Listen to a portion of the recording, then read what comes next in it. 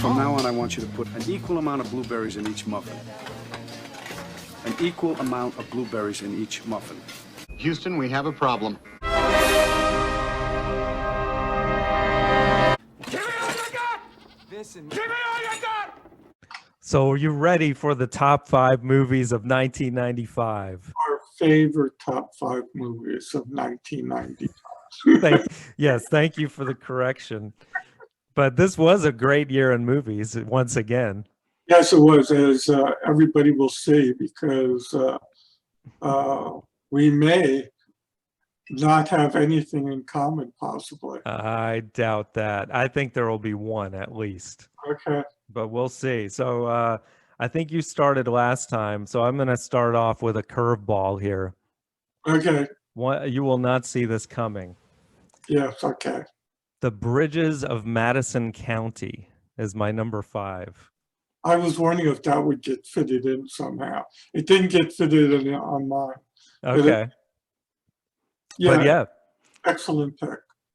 Yeah, it's a movie that I normally would not think I would like based on the subject matter. I mean, it's essentially like a romance movie, but it's, an affair really between Meryl Streep's character, who's this kind of middle-aged Italian immigrant living in America who's feeling trapped in her marriage, essentially, and her husband takes the kids on a trip, and it just so happens that this photographer comes into town, played by Clint Eastwood. And I think what's amazing about the movie is it's a role you wouldn't expect from Eastwood either. Like at that time, for me anyway, I had just associated him with Westerns and Dirty Harry and all these badass roles. And he plays a very kind of gentle, romantic soul in this movie. And so that was amazing. And then Meryl Streep, she's known for so many other performances, but this one really hit me because she took a subject matter like adultery and kind of flipped it on its head, where you kind of feel sympathetic for their characters by the end of the movie. And it's nice. So it made my list. Yeah. Did you notice since when we hit the 90s that we're basically talking about the same actors? Yeah. In films. That's true. Yeah.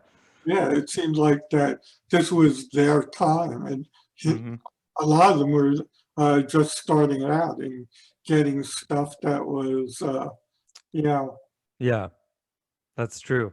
Yeah, there will be some more of those that will fit the bill on that. So yeah, I just noticed, like, as I'm thinking about like the movies that you would have picked, and then the movies that I am picking, that there's characters in there that Oh yeah, for sure. So what's your number 5? My number 5 is some characters that we really haven't talked about. Okay.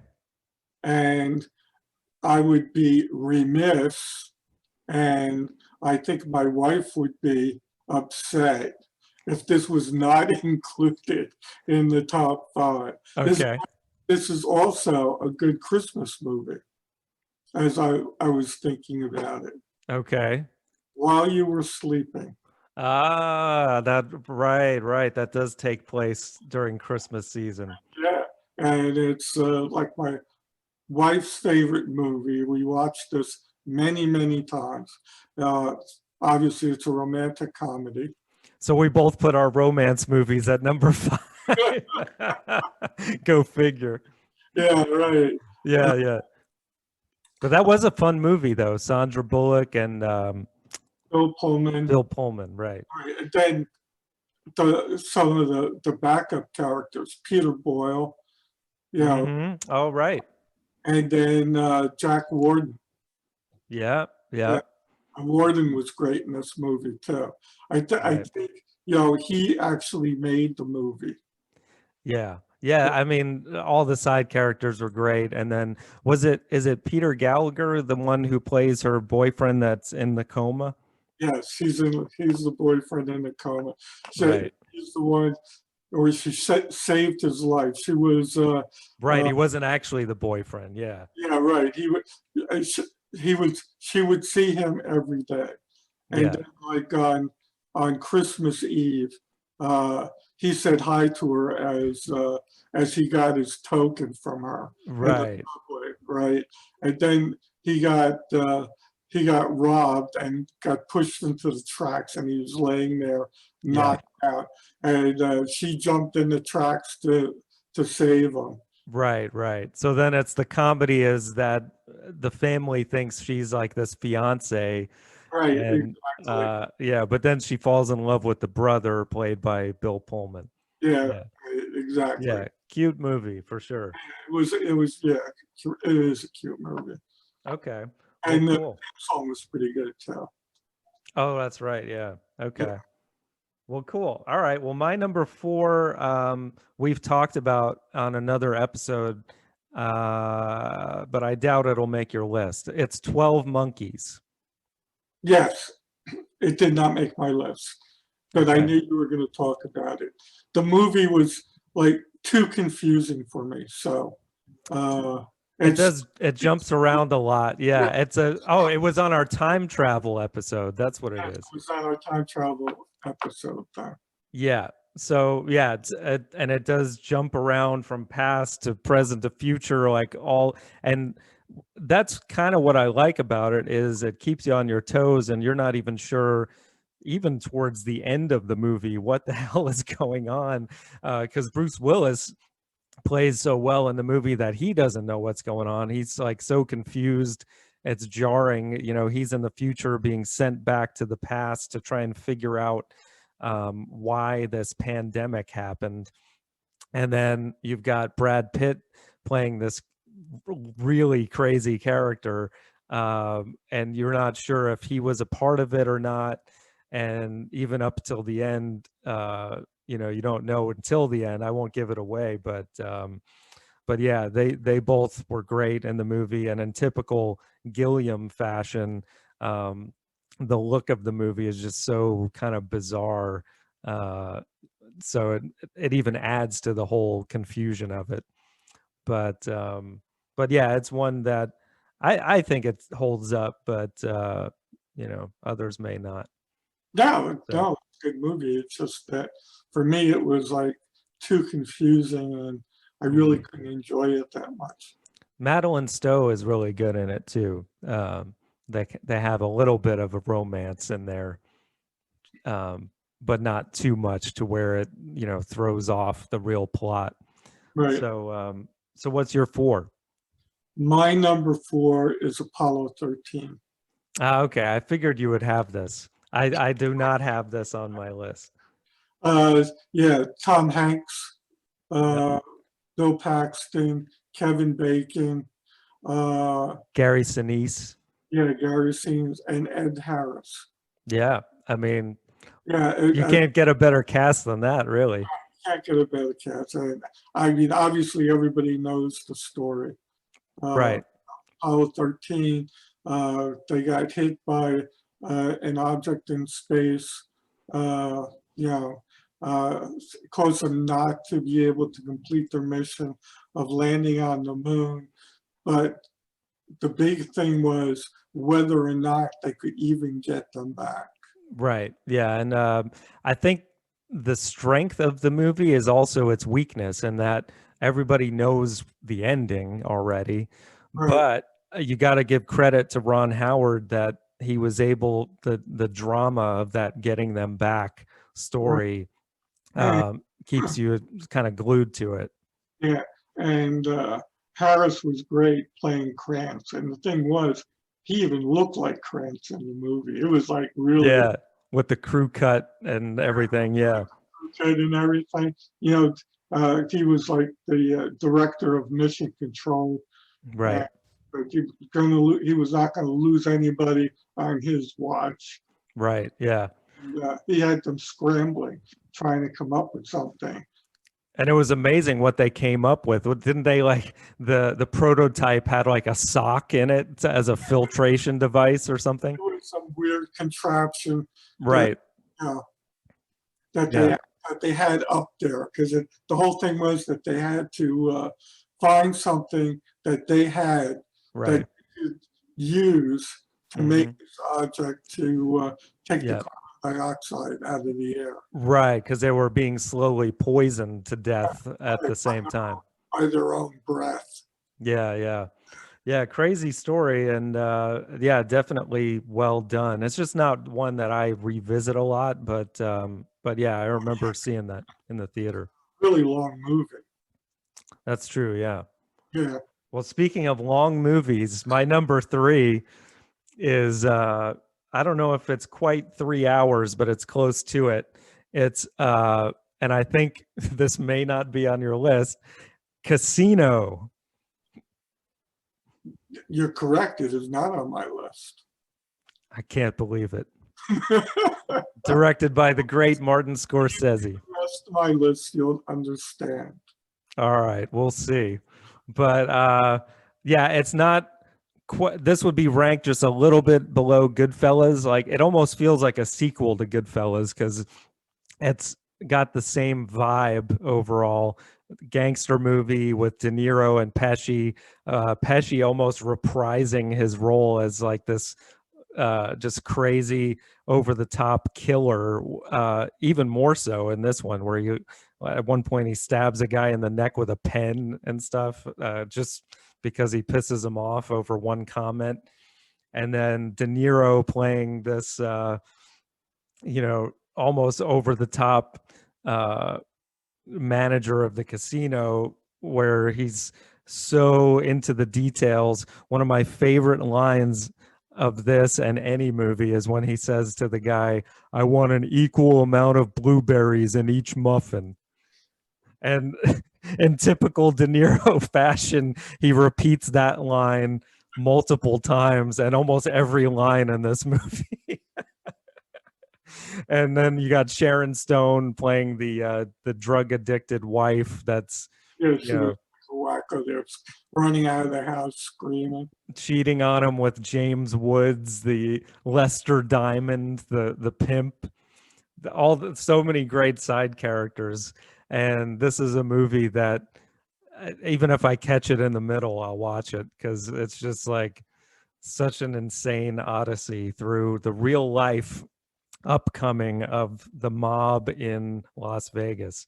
Don Rickles plays the pit boss, and he barely talks in the movie, but he's great, and just so many other great people. So had to have it. Can't believe you don't have it. So what's your number 3?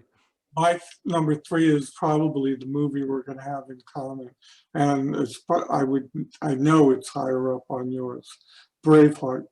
Yes, it is higher on mine. Probably Surprised it's not higher on yours. Yeah. The great Mel Gibson. this directed and stars. Yep. Yes, in this epic. Yeah, man, talk about epic. This is, I want to say also either close to or 3 full hours, but it Yeah, doesn't feel like it. I mean, there's so much action. 140 minutes. Oh, okay. 2 Okay. hours and 20 minutes.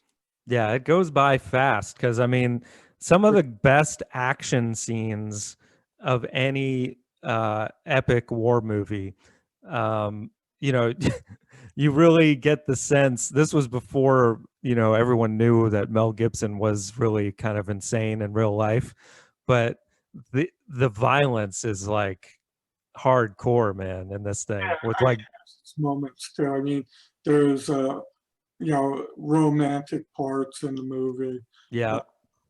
Some of them not true. Like Yeah, he took liberty on the yeah, he takes a lot of liberties, but yeah, the ending was true. yeah, Yeah, uh, right, the battles were true. right. Yeah, and all the side characters are great, which a lot of them were unknown Scottish actors, which gave a little bit more authenticity to it. But yeah, like the side stories as well were good. Like Robert the Bruce, and like the inner conflict that he had trying to be as courageous as William Wallace. But then he had that thing with his father where he had to keep the nobles happy and all that. Yeah, they had to play both sides Yeah. because uh, Edward, what said that he was protectorate Hmm. over Scotland. Right. Longshanks, man. That actor is great too. So that made them his vassals. So Right. they were subjected to him. So they were like doing the rebellion in the background, Yeah. but they had to still be loyal to Edward. Yeah, the politics of it is pretty sickening, but it's, hey, that's how politics is. But yeah, the story, as we know, some liberties taken on the order of things and certain things not really happening. It adds to the drama, and it's so well done. Just the romance in the beginning makes you really invested, and then when she dies, you're like, oh man. And then it becomes this ultimate revenge story. It's really one of the best revenge movies of all time in Right. my. And then the Scots go, oh, he's doing pretty good. Maybe we should back them. Right. Yeah. Type of thing. So Yeah. he gets more followers and stuff like that. Yeah. Yeah. And And of course it's gets Edward pissed off. right. And it's a bittersweet ending, but when he yells freedom, you're like, yeah, man, freedom for the Scots. So yeah, I usually am not into historical war epic dramas, as you know, but this one is an exception for me because of how well done it is. So yeah, higher on my list. So my number two, which I think you gave me a heads up that may not also be on your list, is Heat. Yes, Heat is not on my list. Unreal. So, directed by Michael Mann, and another epic crime drama. This one with both De Niro and Pacino for the first time together on screen. That was like the big draw to the movie, but that's just a part of the draw. Like, this movie is so good. Um, there's so many different stories going on, and it's one of these like kind of slow burn movies where there's really not a whole lot of action until the second half of the movie when they finally do this big bank robbery.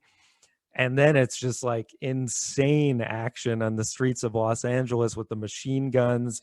Val Kilmer is great in this movie as well. There's so many actors. I mean, Jon Voight, Ashley Judd, the list goes on and on. But even like the unknowns, the guy who plays Wayne Grow, the guy with the long hair that kind of defects from De Niro's team, and they have to find him and kill him.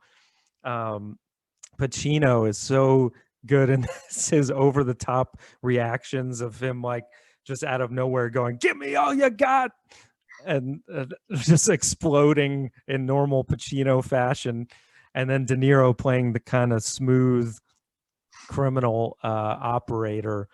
It's a cat and mouse game between the two greatest actors of all time. So had to have it high on my list. So now you know my number one was Braveheart. Yeah, I do that. So what's your number two? My number two is Unusual Suspects. Ah, yes. You mean The Usual Suspects? Yes, The Usual Suspects. Yeah. Thank you for. I did think about that. I almost put this as my honorable mention, but there were so many things I couldn't fit it. Exactly. There was so many great movies this year that yeah. Yeah, Usual Suspects is a great one. Another great cast. Yeah, Kevin Spacey. This was like his big break in the movies. Yep. Kevin Pollak, usually known for comedy. This was kind of a breakthrough for him doing drama. Yeah. I mean, he had already done A Few Good Men, but this was made him a little more well known. One of the Baldwin brothers, I think it's Stephen Baldwin in this one. Gabriel Byrne, yeah, and I really the way it's directed by Bryan Singer is interesting. One of those movies where you don't see the ending coming, and Yeah, this was his second movie. Yeah, a definite surprise ending. yeah, Spacey played this guy, from the lineup. Verbal Kint. Yeah, and he just like kept talking and talking, and then he's like telling the story basically, Right. and and the cops are investigating while this is all going on and stuff like that, and then there's this guy, Kaiser. Kaiser Soze. Yeah, Kaiser Soze. So apparently now all of a sudden this guy is the head guy, and the cops didn't really ever hear of this guy, Right. right? And his intermediate is what was his name? There's so many weird names in the movie, which it's it's so great at the end when you figure out where all the names come from. Yeah, But Bayashi. Kobayashi, yeah, Kobayashi. That was that was his, like on the mug or something, right? nobody ever saw who's this guy Sorsey was. Yeah. So the whole thing was the gang that he was a part of, Mhm. Spacey, that was a part of. They got word from Kaiser Sorsey that they took drugs away from him. So Right. now he wants them to go to this ship that has all these Hungarians on it, Mhm. and get the drugs. Right. And they all die except for Spacey. Right. Like Spacey's explaining this and everything. Yeah, and by the end of the movie, you're so invested in the story, just like the cop is, that when the ending happens, you're like, "Whoa, what?" Yeah, well, So yeah, yeah. So it's yeah, one of those. very surprise ending. Yeah, So, indeed. so it was also a great movie. Oh yeah, definitely great storytelling, and It didn't have all those characters, quote unquote, that have been around for the last 5 years, yeah, and up there in their craft and stuff like that. and it has a great line that Spacey says at the end of the movie. I think it's something like, "The greatest trick the devil pulled was convincing the world that he didn't exist." And then poof, he's gone, or something like that. Yeah, But really. yeah, it's good stuff. So now, what is your number one? I have no idea. Okay, so now my number one is Seven. Ah, of course. Yes. Another Spacey role in there, Another Spacey role, which yes, he was uncredited in the role as to not give away the ending of that movie. yes, A great David Fincher directed. yeah. Uh, Gwyneth Paltrow, Morgan Freeman, Brad Pitt, Yeah. you know, another, great acting. Yeah. Oh yeah, and yeah, one of Pitt's best, one of Freeman's best, and it's such a dark movie. This is another one that I almost put as my honorable mention, but The murders were based on the seven deadly sins. right, yeah, it's a really interesting way of doing a murder mystery. It has some really like gruesome, gory stuff in it. Yeah, I mean, just like first murder, where it was gluttony, was Right, the sin, and the, he forced the guy to eat until he actually exploded. right, yeah. Yeah, and then it gets even worse, like when it gets into Just keeps lust and all that. And this was another movie that you did not expect the end of this movie. Big time. Yeah. Big time. And it almost makes you, because they have this conversation with the killer in the car towards the end where, we're not going to give you what you want, which is this glorification of his sick, twisted idea.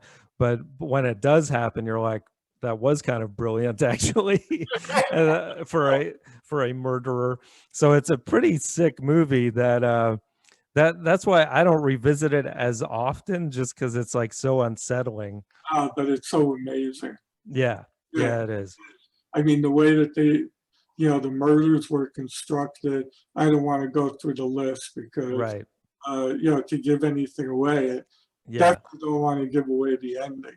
Right. But, it's basically, this cop coming in from a city to his new city, and Freeman was about to retire. Right. And they team up, and all of a sudden these murders come up. Yeah. Freeman really didn't like, they didn't like each other in the beginning, but they Sure. got to, respect each other. Right. Yeah. And together to find out what was going on. Yeah. Yeah. It's so well constructed, and the ending, I won't give it away, but when Brad Pitt says, "What's in the box?" That's like the classic line. So man. And Freeman's line at the end too, he quoted Hemingway. What was it? "The world is a fine place and worth fighting for." And Freeman goes, he agrees with the second part. Right. Yeah. Yep. It is a dark place, as the movie shows you. There's like, even when they're outside, it's like pouring rain, or it never lets up in its darkness.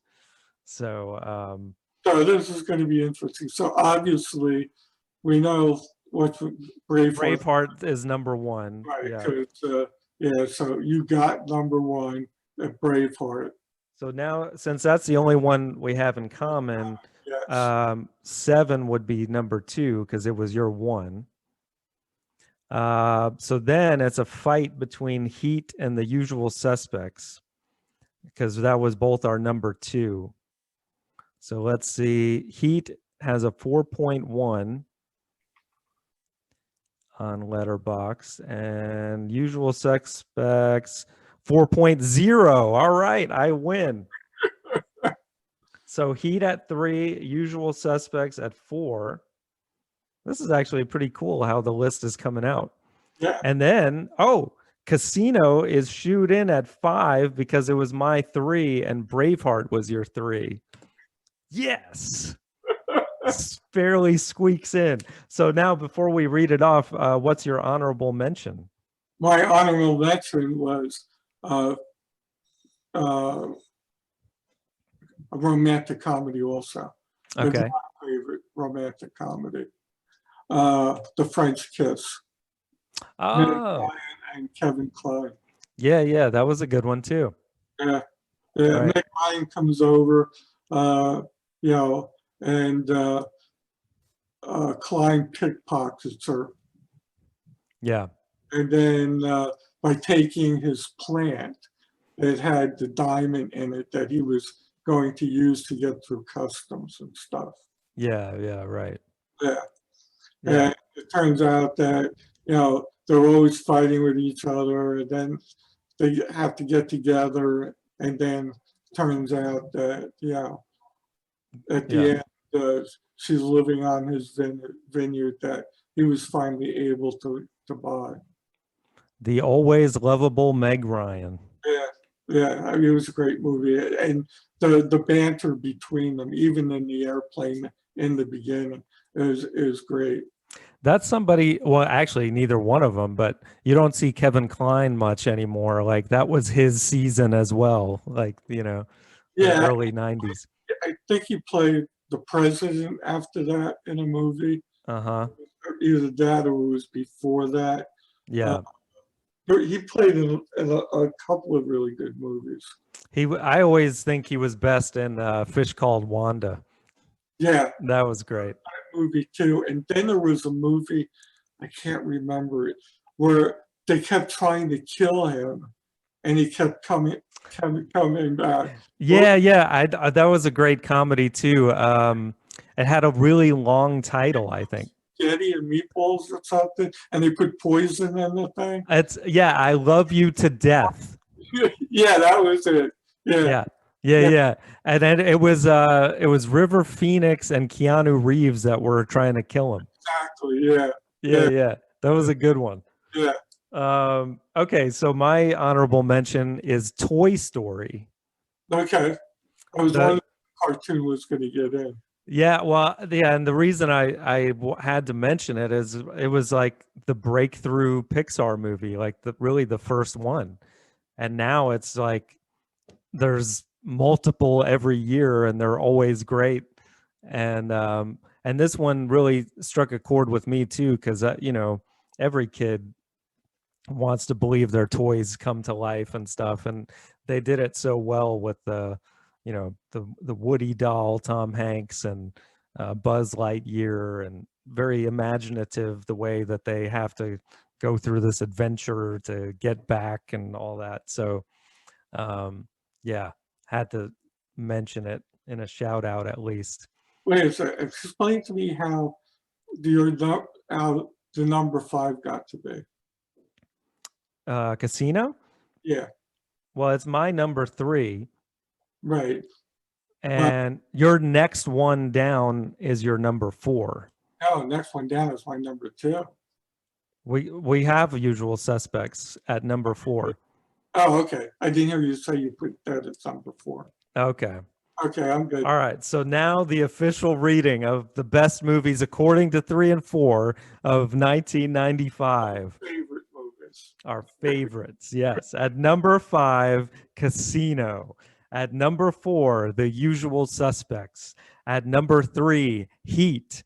At number 2, Seven. And at number 1, Braveheart. Yeah.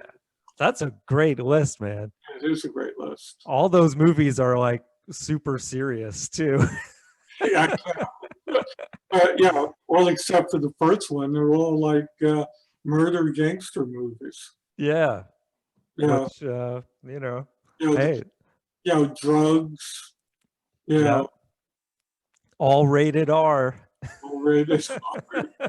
All rated R, exactly. Some of them all practically NC-17 probably, but yeah, all great stuff. So yeah, the 90s, man, great decade. So kids, this year isn't for you. That's right. Except for Toy Story. Yeah, right. Exactly. So 96 will be the next episode. We'll catch you on the next one. Be sure to binge watch all our other episodes in the meantime. But I'll see you on the next one. Love you. Love you too. All right. Bye. All right.